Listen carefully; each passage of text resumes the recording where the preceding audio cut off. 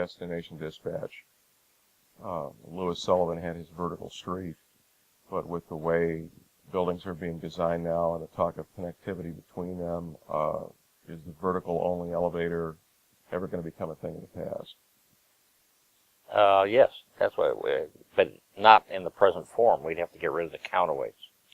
So an ideal elevator system would be, say, have a dedicated shaft that all the, what we call lifting pods rather than elevators, because they no longer have hoist ropes or counterweights, and they're self-propelled.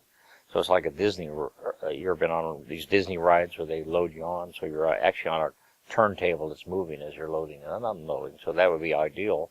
And then when you're going up, these lifting pods then would go horizontally and then engage whatever device it is to go vertically.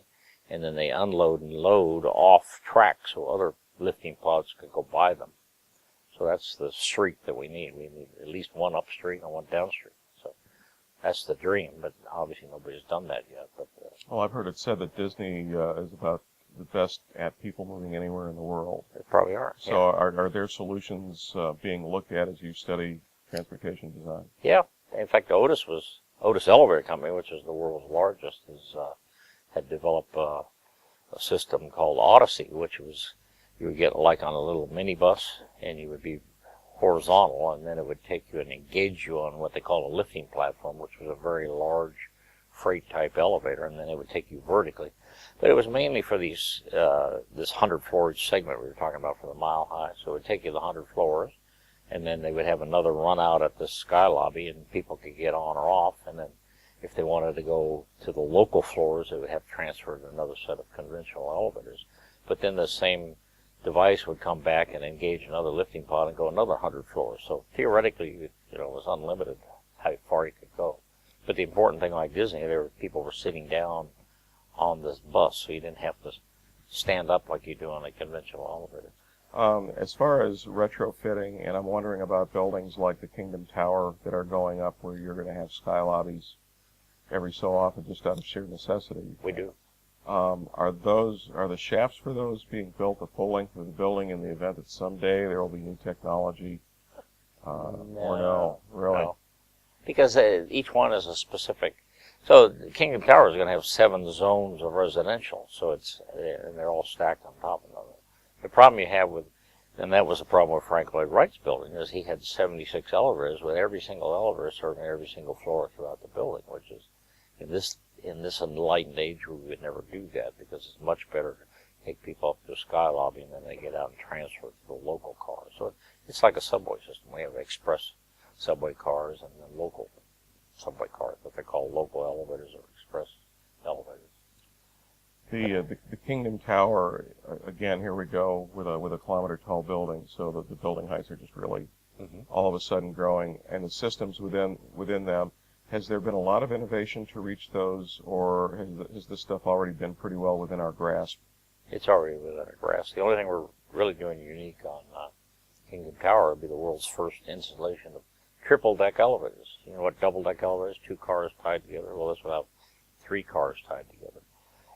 So one deck will be for the observatory, another deck will be for the very exclusive top residential, and then the top deck is for what we call the royals. So this is the royal family coming in. So obviously those people don't want to be on the same deck. So that's the reason for the separation.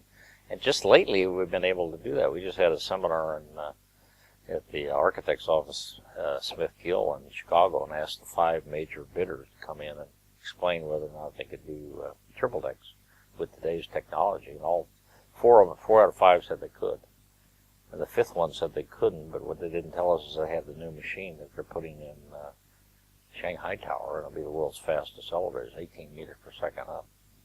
So that's the other thing that's happening is the world's fastest elevators right now are in Taipei 101, which we did, and Toshiba installed. And it's like an airplane. When you get on an airplane, as soon as they take off, they can climb at any rate they want to, and it doesn't bother your inner ear. But coming back down, they'll start about a half an hour out in order to acclimate your inner ear pressure as you go. Riding the elevators next door in Shanghai Financial Center, World Financial Center, which, being a Chicago native, I've ridden. You've been on faster the Hancock elevators, yeah. which, at one time were the fastest in the world. Yeah.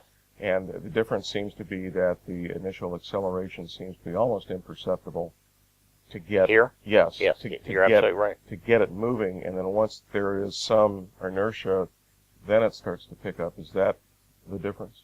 Yes.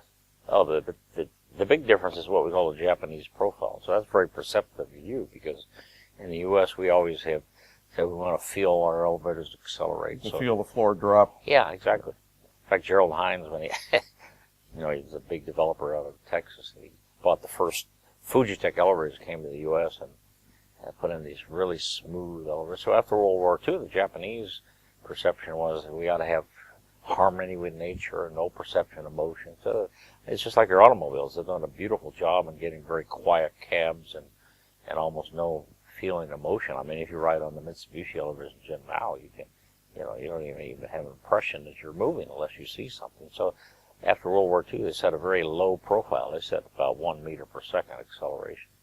And now most of them are 0.8 or 0.9. In the U.S., we always use 1.2 to 1.5, almost, in some cases almost twice the amount of acceleration. So even though we have these high speeds, they all accelerate at the same value, whatever value you set that to be. And then you get up to speed, and then once you're at the speed, there's no more acceleration, and the same thing for the deceleration when it starts slowing down. Well, and that's true at Jin Mao, because when we were going from the 54th floor down here to the second floor, you kind of stand there for a minute. Are we moving? Yes. Eventually, you figure out that you are. Yes, that's correct. But does ultimately the slower initial acceleration, the bottom line of building transportation is time taken to get from point A to point B. It does. So have we really gained with that profile or not?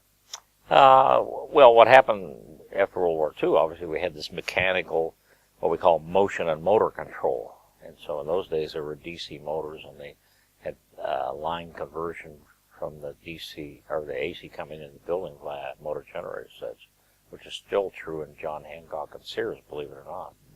Big power consumers. So now we were looking at studies on the Sears Tower doing a modernization, and the first thing you do is probably keep the same DC hoist machines, but provide a new static power conversion unit, which takes the AC line current, converts it to DC, and then back, DC, and then reinverts it to AC, and then back to DC to run the same machine.